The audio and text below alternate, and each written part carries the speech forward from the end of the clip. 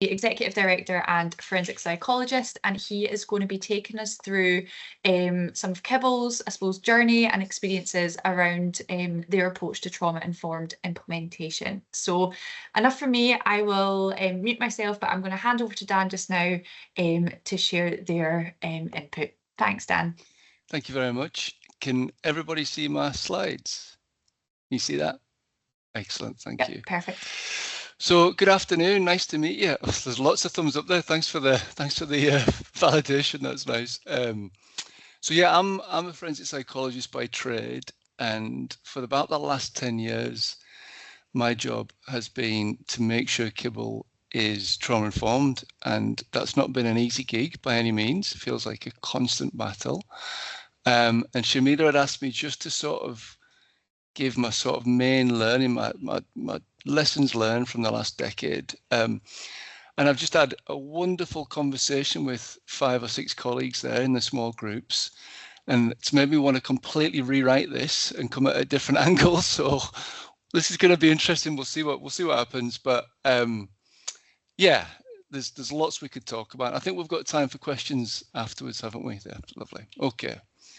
So this is where we have the technical difficulty. Is it going to move? Yay. I'm going to try and break it down into 3 topics. So the first one is why, and I think we all know why, but I just want to make a couple of points. What is it? And again, I think most people in this room know what it is, but there's some sort of nuances that might be useful to discuss. And then I'll concentrate mostly on implementation lessons learned. So yeah, it is obvious. I think we're all here because we think we need to be trauma informed, and we know why that is.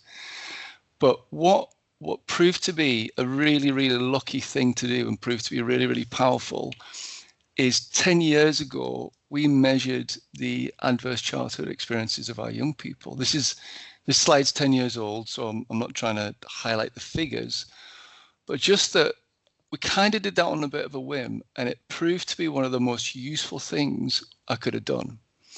Because whenever I wanted somebody to do something, or a manager to make a decision, or a staff team to sort of mobilize, I'd just come back to these or figures like it and say, remember what our young people have experienced.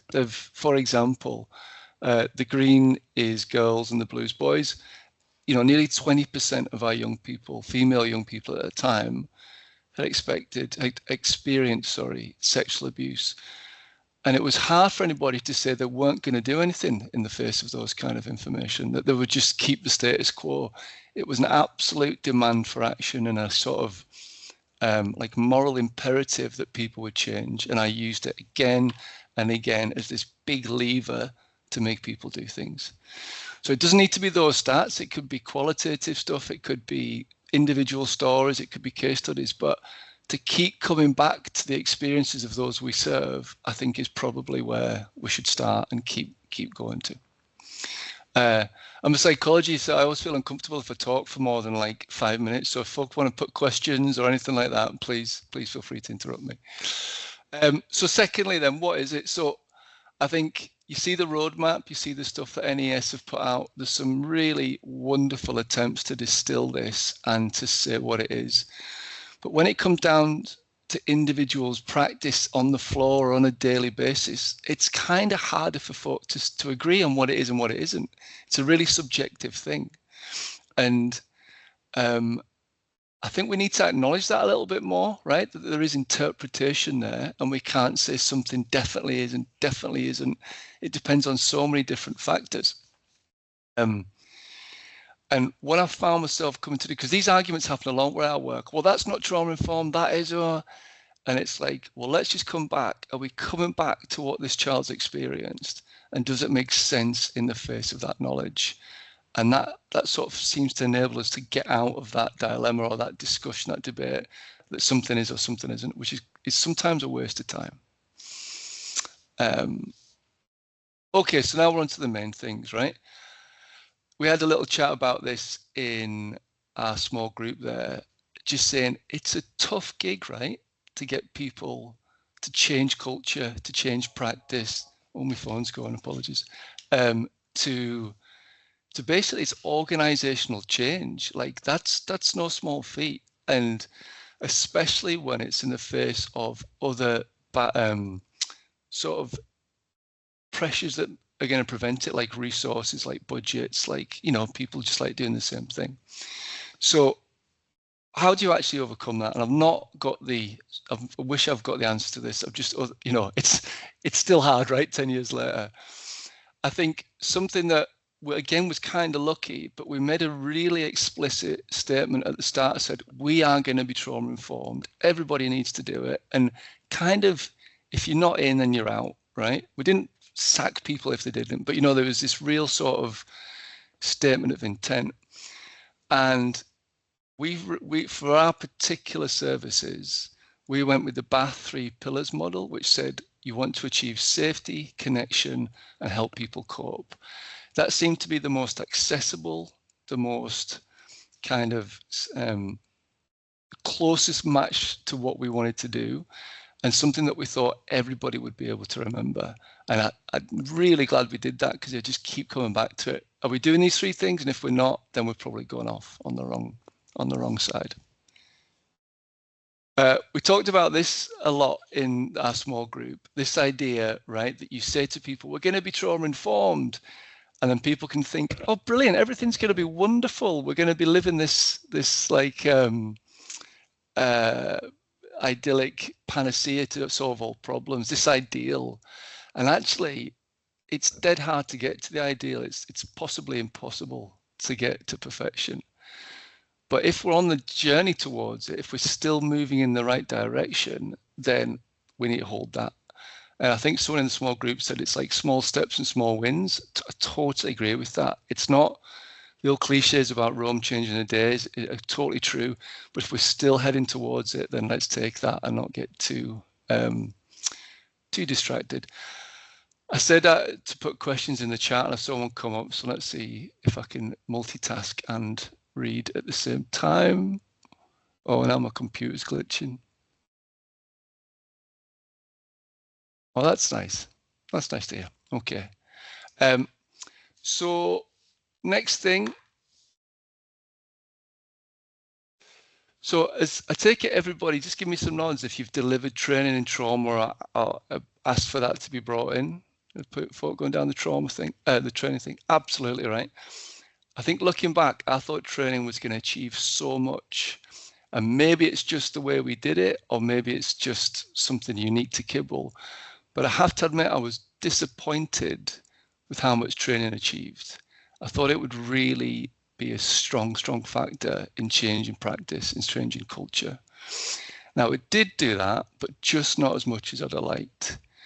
And some reflections on that, I think, are the more practical we could have made the training, possibly the more powerful it was. So theories and concepts and all that are really good. But if we'd modeled and gave feedback on practical behaviors, maybe that would have been more powerful.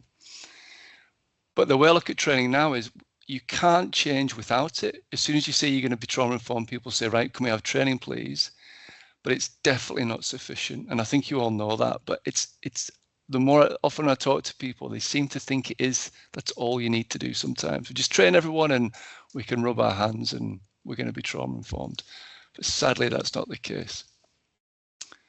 So now, then I found myself thinking, I've only got 15 minutes. What's the single most powerful thing I think that's enabled us to become more trauma informed? And for me, it's getting people to repeatedly and constantly answer a certain number of questions, these 4 questions. And the first, possibly most important question of all, is to keep bringing people back to this idea of what has this child or service user or client, whatever we call them, what have they actually experienced? And that's so obvious, it's so fundamental, but I think it's something we can often move away from, especially when things are stressful, especially when we're hit with lots of organizational change issues. If we ask people and we get people to think about that question again and again and again, I think most of the work's done. They will find it very hard not to be trauma informed. But we can give them some more help and some more structure. So the second question that we want people to keep asking themselves is if I know a child or service user has experienced X, then how has that affected them in the here and now? What does it mean about how they cope with emotions or their fight and flight response, or how their sleep will be, or how they will engage with new services? If they're asking these questions, then I'm like really holding on to the fact that they're going to start acting in a better, more helpful, more responsive way.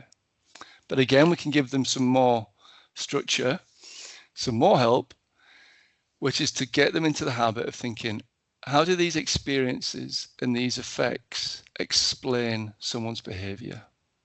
So an example might be, I should have prepared one beforehand, but an example might be a young person reacting when a strange night shifts person is come on shifts because of sickness or whatever. Now, old school practitioners might have thought, well, they're just, and I say this in quotes, looking for attention, or they're just wanting to entertain themselves. But if you found out that actually that young person has been abused in the past, potentially by a man, and that this night shifts person is a man and is coming on to shift, then we start to understand why there might be an emotional reaction, and we start to behave and respond in a much, much more effective way. And lastly, if they still need support, the fourth question is, if you've answered all those questions, what does that mean for how you or how we as practitioners should respond? This is the key thing. For my money, those 4 questions, if we get people to do these in meetings or while they're on the floor, or if they're in practice or in whatever the circumstances, it can be really formal or very brief.